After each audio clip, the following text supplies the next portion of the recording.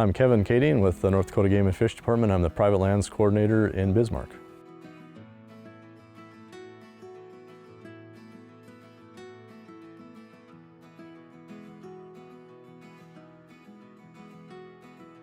You know, a lot of people I think probably relate habitat to the fall. You know, fall habitat, when they're going out to hunt, when they're going out in the fall to enjoy that habitat.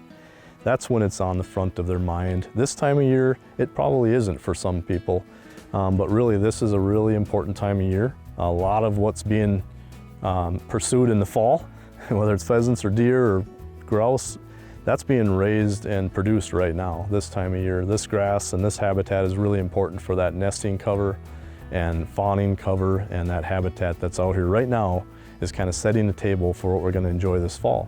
From the duck standpoint, obviously, we need more than just water. We need good wetland conditions for sure, but we also need upland cover for nesting. For some species of ducks, obviously, not all of them, but all grassland birds need that grassland base out there for that nesting component and for that brooding period when those chicks are little and feeding on insects and all that type of stuff. So it's important this time of year, all the way through.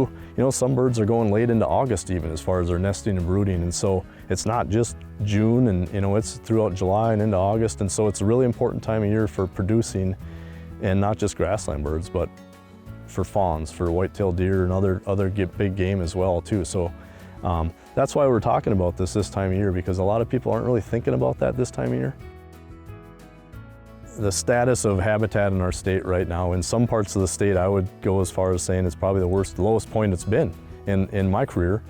We've lost a lot of grass, not just CRP, but native grasslands. North Dakota only has about 25% of its native grasslands remaining, and maybe over half of our wetlands are remaining. So we've lost a lot since settlement, and CRP is more recent. You know, you probably remember the CRP peak years, but we've lost a lot of that acreage now too. And so you combine that with the loss of tree rows and the fence lines and the little odd areas and the things that people are used to seeing, or maybe those little edges that they used to walk for a pheasant or something.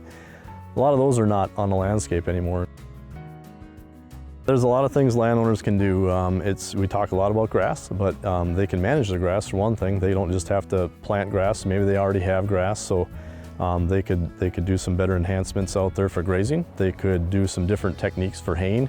There's some really simple things that can be done.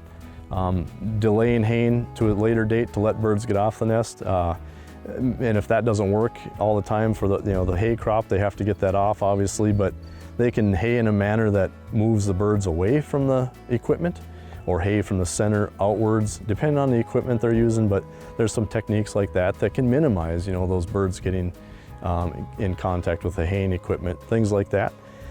There's other management that can be done, prescribed grazing, prescribed burning, other things like that to manage their grass that they already have. But if they want to convert some cropland, maybe some marginal areas to grass, just to take it out of the operation, maybe it's just low input areas or low yielding areas, not doing very well. Maybe it's kind of wet or flood prone or saline, things like that. They can enroll those into a program, or they can put it into grass on their own. Kind of take those acres off the production end of things and get some income in a different way through one of these partner programs. Obviously, we're talking about spring and summer habitat right now, that nesting period and that time of the year. But obviously, there's going to be a lot of benefit to this in the winter time as well too. And but that's a little bit different period of the life cycle of a lot of these critters. Winter habitat's probably different than some of this nesting habitat. There's some other things that landowners can do too, to maybe provide some winter habitat, tree plantings, block plantings, things like that. And again, one thing with tree plantings is it's something that's pretty visible, and people see that in the winter time, and they understand that that's where a lot of critters are going in the winter time. But we always want to make sure people are doing it for the right reason. No, trees are fine in the right place and if it's the right type of tree, but they can also be a detriment to some grassland birds or some birds that rely on big, intact, undisturbed areas of grass. If you start fragmenting those areas with trees, you can actually have a negative impact on some species too. And so again, just some good thoughtful planning going into it, maybe using some native shrubs instead of tall trees, staying away from grasslands, staying away from wetlands. Those are things that'll be beneficial for everything. Things are a little tougher in some parts of the state, and there's really no way out of it except habitat. I mean, there is no solution to it except habitat.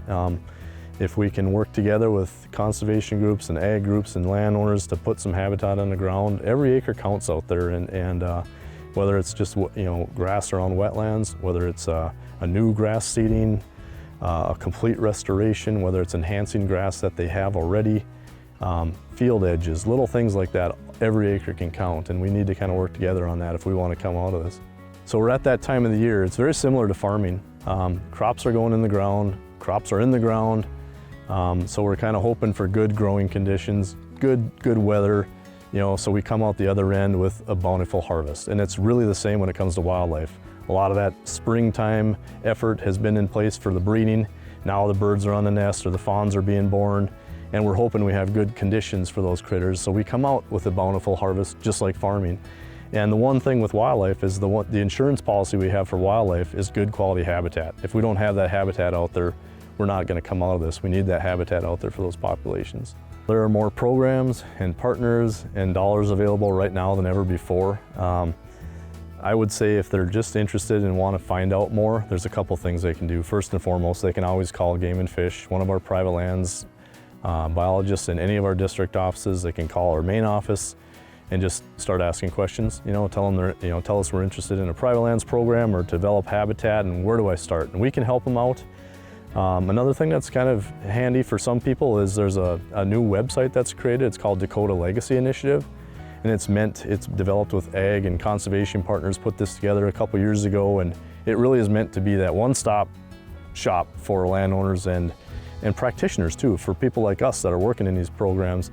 To kind of go to that website, you can search by your county, you can search by practice. You can, for example, if someone wants to look what wetland practices are available in Burleigh County, they can do a search like that and it'll spit out a number of different partners and programs and contact information. So that's kind of a handy way to do some searching on your own, but really they can call anytime and we can help them, guide them in the right direction and give them some information and help them out.